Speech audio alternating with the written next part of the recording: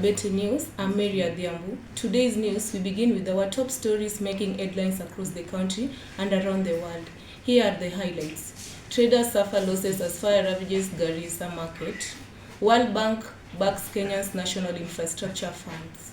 Tension ahead of COP30 climate summit.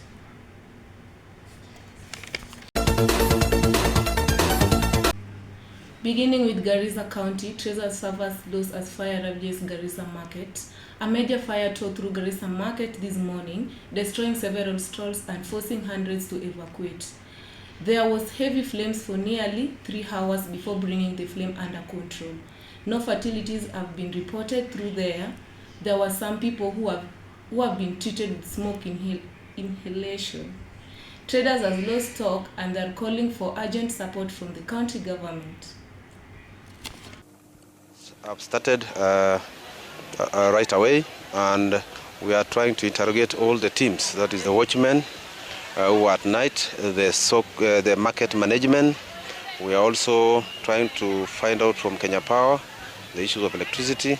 We are also trying to find out from the fire brigade what actually happened.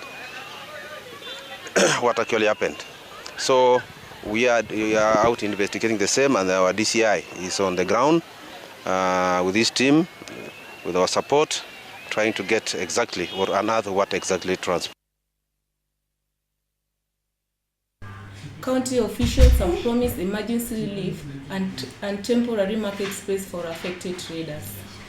Well, thank you for choosing Kabete TV. And on the second story, we have World Bank backs Kenya National Infrastructure Fund. President William Ruto has announced plans to establish a national infrastructure fund to accelerate Kenya's transition into a modern First World War economy.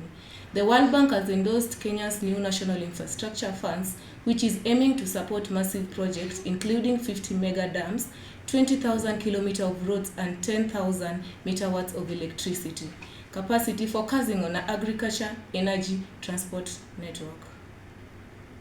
What excites me most is the human transformation taking shape here. Konza is creating thousands of jobs, internships, and innovation opportunities for our young people.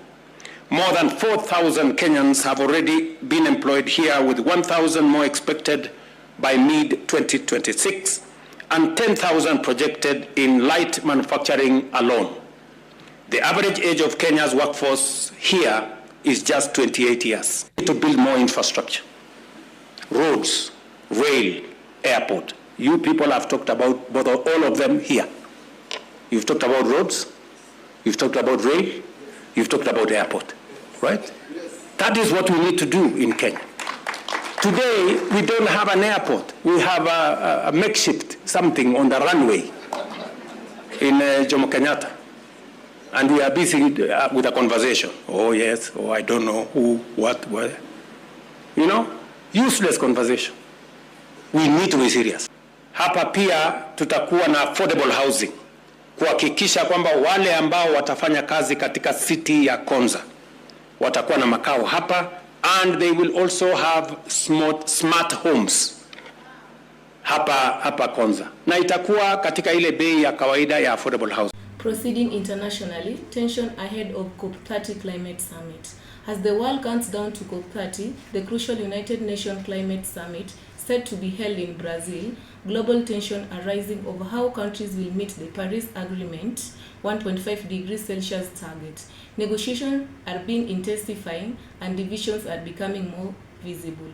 Brazil, the host nation, has warned that major disagreements over carbon emission, climate finance, and the transition to clean energy threaten to lower the summit. Climate experts say that unless the nation reach meaningful consensus, global warming will exceed safe limits.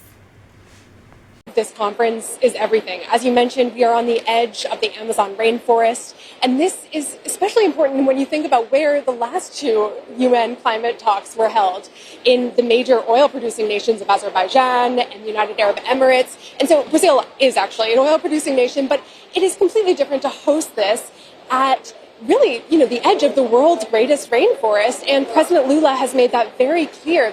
And that brings us to the end of our bulletin this hour. Thank you for staying with us. For more news updates, visit our digital platforms or join us again at 9 p.m. for the Prime Time Bulletin. I'm Mary Adhiambo. Enjoy the rest of your day.